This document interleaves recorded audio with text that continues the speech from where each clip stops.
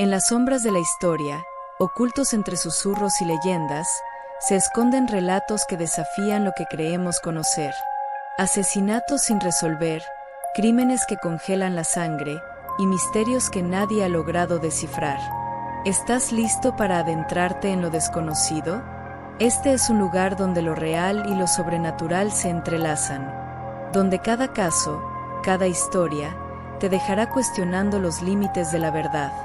Suscríbete ahora, porque una vez que entres aquí, nada volverá a ser igual. Comencemos. Luis Alfredo Garavito Cubillos nació el 25 de enero de 1957 en el pequeño pueblo de Génova, ubicado en el departamento del Quindío, Colombia. Su infancia estuvo marcada por la violencia doméstica y el abuso sistemático.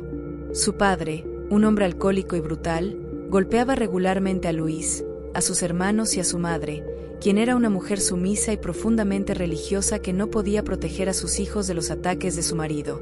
Desde muy pequeño, Garavito mostró comportamientos perturbadores, como torturar animales pequeños y aislarse de otros niños. Sus maestros y vecinos lo describían como un niño callado y extraño, con una mirada vacía que parecía esconder algo siniestro. A pesar de vivir en un entorno rural relativamente tranquilo, Garavito creció sintiendo un profundo resentimiento hacia el mundo, alimentado por los constantes maltratos que sufría en su hogar. A la edad de 12 años, Garavito sufrió un trauma que marcaría su vida para siempre. Fue víctima de abuso sexual por parte de 2 hombres mayores en su pueblo. Este evento, sumado a la violencia que ya experimentaba en casa, terminó de deformar su percepción de las relaciones humanas. Nunca denunció los abusos por miedo a las represalias, y el secreto lo carcomió por dentro. En su adolescencia, comenzó a desarrollar fantasías violentas y una obsesión malsana por el sufrimiento ajeno. Aunque asistió a la escuela, nunca logró integrarse socialmente. Era frecuentemente burlado por su timidez y su apariencia desaliñada, lo que aumentó su aislamiento y su odio hacia los demás. Cuando cumplió 18 años, decidió abandonar su pueblo natal y viajar a otras ciudades en busca de trabajo, pero su inestabilidad emocional le impedía mantener empleos estables. En su juventud, Garavito intentó llevar una vida normal, pero sus demonios internos lo perseguían. Trabajó en varios oficios, desde vendedor ambulante hasta ayudante de construcción, pero nunca permanecía mucho tiempo en un mismo lugar.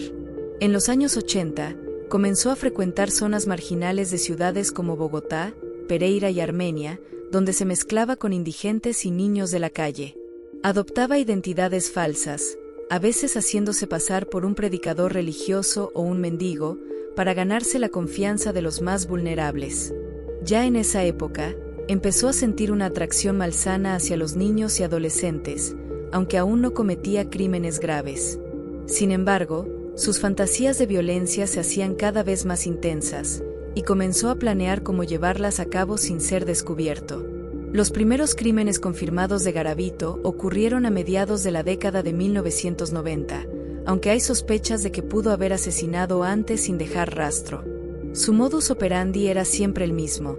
Se acercaba a niños y adolescentes pobres, generalmente entre los 8 y 16 años, ofreciéndoles dinero, comida o la promesa de un trabajo. Una vez que ganaba su confianza, los llevaba a zonas rurales alejadas, donde los violaba, torturaba y finalmente asesinaba. Sus métodos eran brutales: estrangulamiento, degollamiento o mutilaciones con cuchillos y machetes.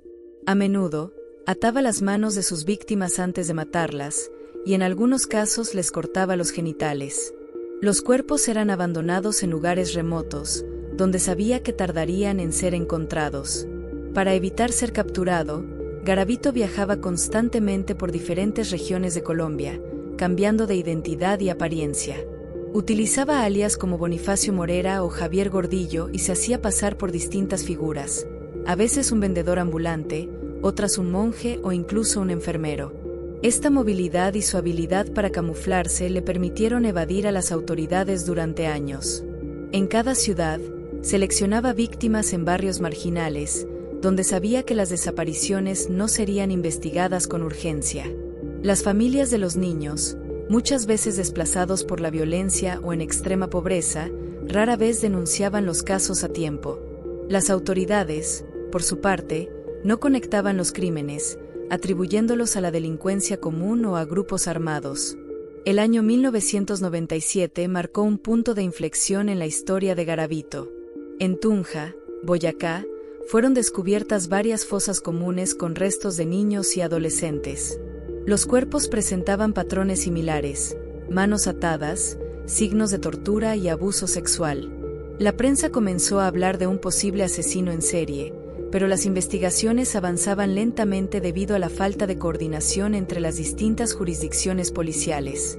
Mientras tanto, Garavito continuaba su espiral de violencia, moviéndose entre ciudades como Pereira, Bogotá y Villavicencio. En cada lugar, dejaba un rastro de horror, pero su habilidad para cambiar de identidad lo mantenía un paso adelante de la justicia. La caída de Garavito llegó en 1998, gracias a un milagroso escape. Uno de sus jóvenes víctimas logró liberarse durante un ataque y corrió a pedir ayuda. El niño proporcionó una descripción detallada del asesino, que fue difundida en los medios. Un dueño de una librería en el Quindío reconoció a Garavito por el retrato hablado y alertó a las autoridades. El 22 de abril de 1999, Garavito fue finalmente capturado en una estación de buses en Villavicencio. Al ser registrado, la policía encontró en su poder un macabro diario donde detallaba sus crímenes, incluyendo fechas, lugares y descripciones de las víctimas. Durante los interrogatorios, Garavito sorprendió a los investigadores con su disposición a colaborar. Confesó más de 140 asesinatos, aunque los fiscales estiman que el número real podría acercarse a los 300. Con una memoria espeluznantemente precisa, guió a la policía a fosas donde había enterrado a sus víctimas, recordando nombres, edades y detalles específicos de cada crimen. Los agentes quedaron horrorizados por la frialdad con que describía las torturas y violaciones, como si estuviera relatando eventos cotidianos.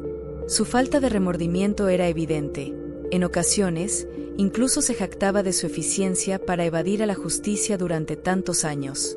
En el año 2000, después de un proceso judicial acelerado, Garavito fue sentenciado a 40 años de prisión, la pena máxima permitida en Colombia en ese momento. Sin embargo, debido a su colaboración con las autoridades y a las leyes de reducción de condena, se estimaba que podría quedar en libertad en 2023. Esta posibilidad generó una ola de indignación en las familias de las víctimas y en la sociedad colombiana en general.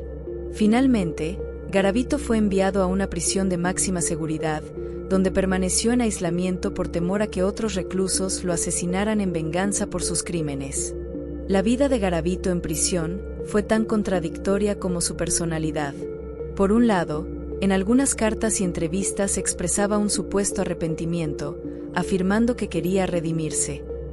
Por otro, en ocasiones justificaba sus crímenes con argumentos delirantes, diciendo que los niños sufrían menos muertos o que les había ayudado a liberarlos de la pobreza. Estudió Derecho en la cárcel y enviaba escritos a los medios, quejándose de su tratamiento y solicitando beneficios. Sin embargo, nunca mostró una verdadera empatía por las víctimas o sus familias. Su egocentrismo y su incapacidad para reconocer el dolor que causó lo siguieron definiendo hasta el final.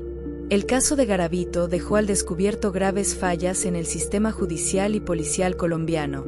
Muchas de las desapariciones no fueron investigadas con seriedad porque las víctimas eran niños pobres, cuyas familias no tenían influencia. La falta de comunicación entre las distintas regiones del país permitió que Garavito operara con impunidad durante casi una década. Tras su captura, Colombia implementó cambios significativos, como la creación de unidades especializadas en crímenes seriales y bases de datos nacionales para rastrear patrones delictivos. Sin embargo, para muchas familias, estas reformas llegaron demasiado tarde. Las familias de las víctimas de Garavito vivieron años de angustia y desesperación, sin respuesta sobre el paradero de sus hijos. Algunas madres y padres recorrieron el país en busca de pistas, mientras las autoridades les decían que sus hijos probablemente se habían ido por voluntad propia. Cuando Garavito comenzó a confesar, muchas familias finalmente supieron la verdad, pero el dolor de saber los horrores que sufrieron sus seres queridos fue devastador. Aunque recibieron apoyo psicológico y legal, muchos nunca superaron completamente el trauma. Algunos se convirtieron en activistas, luchando por reformas legales para evitar que casos como este volvieran a ocurrir. El perfil psicológico de Garavito ha sido estudiado extensamente por criminólogos y psiquiatras. Los expertos coinciden en que reunía características de varios trastornos, incluyendo psicopatía, sadismo sexual y narcisismo maligno. A diferencia de otros asesinos seriales, no actuaba por rabia momentánea, sino con una planificación meticulosa. Disfrutaba del control absoluto sobre sus víctimas y prolongaba su sufrimiento deliberadamente. Aunque algunos han argumentado que sus crímenes fueron resultado de los abusos que sufrió en la infancia, la mayoría de los expertos señalan que esto no justifica ni explica la magnitud de su violencia. Garavito no solo mataba, coleccionaba trofeos de sus víctimas. En sus escondites, la policía encontró prendas de ropa, juguetes y objetos personales que había robado de los niños. También llevaba un registro detallado de sus crímenes en cuadernos, donde anotaba fechas, lugares y descripciones de lo que había hecho. Esta necesidad de documentar sus actos sugiere un deseo de revivir los momentos de placer que le provocaban los asesinatos. A diferencia de otros criminales que intentan ocultar sus huellas, Garavito parecía querer dejar un legado de su macabra obra. El impacto del caso Garavito trascendió las fronteras de Colombia. Se convirtió en uno de los asesinos seriales más notorios de América Latina, comparado con figuras como Pedro López, el monstruo de los Andes. Su historia ha sido documentada en libros, documentales y reportajes internacionales, generando debates sobre la naturaleza del mal y los límites del sistema de justicia. En Colombia, su nombre sigue siendo sinónimo de terror, y sus crímenes son recordados como uno de los capítulos más oscuros de la historia del país. A pesar de la gravedad de sus crímenes, Garavito nunca enfrentó la pena de muerte, abolida en Colombia desde 1910. Esto generó un debate nacional sobre la necesidad de castigos más severos para delitos extremos. Algunos abogados argumentaron que su colaboración con la justicia merecía una reducción de pena, mientras que otros, incluyendo fiscales y familiares de las víctimas, consideraban que 40 años eran insuficientes para tantas vidas arruinadas. El caso reavivó discusiones sobre la justicia restaurativa versus el castigo ejemplar. En sus últimos años en prisión, Garavito sufrió múltiples problemas de salud, incluyendo enfermedades cardíacas y complicaciones por la diabetes. Aunque recibió tratamiento médico, su condición se deterioró gradualmente. Mientras tanto, las familias de sus víctimas seguían luchando para evitar que obtuviera beneficios como la libertad condicional. En 2020, tras una apelación, un tribunal decidió que, debido a la gravedad de sus crímenes, Garavito no podría acceder a rebajas de pena adicionales, asegurando que moriría en prisión.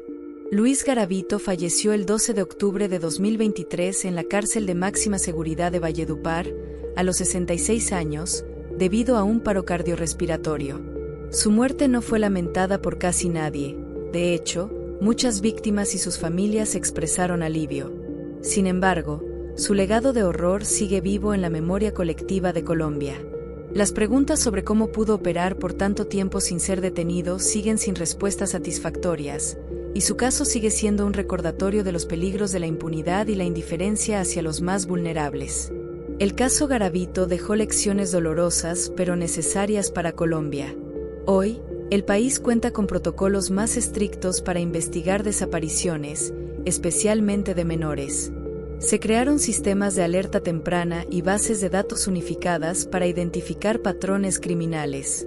Sin embargo, el dolor de las familias afectadas nunca desaparecerá. Cada año, en las fechas en que sus hijos fueron asesinados, muchos visitan sus tumbas, recordándolos no como víctimas de un monstruo, sino como niños llenos de sueños que fueron arrebatados demasiado pronto. La historia de Luis Garavito es un relato de fracasos institucionales, dolor humano y la capacidad de la maldad para esconderse a plena vista. Aunque su vida terminó tras las rejas, las cicatrices que dejó en Colombia permanecen. Su caso sigue siendo estudiado no solo por su crueldad, sino como una advertencia sobre lo que ocurre cuando la sociedad ignora a sus miembros más débiles. Las víctimas de Garavito no deben ser recordadas solo como números en una lista, sino como seres humanos cuyas vidas fueron truncadas por la indiferencia y la violencia. Su memoria exige que trabajemos para que crímenes así nunca más se repitan.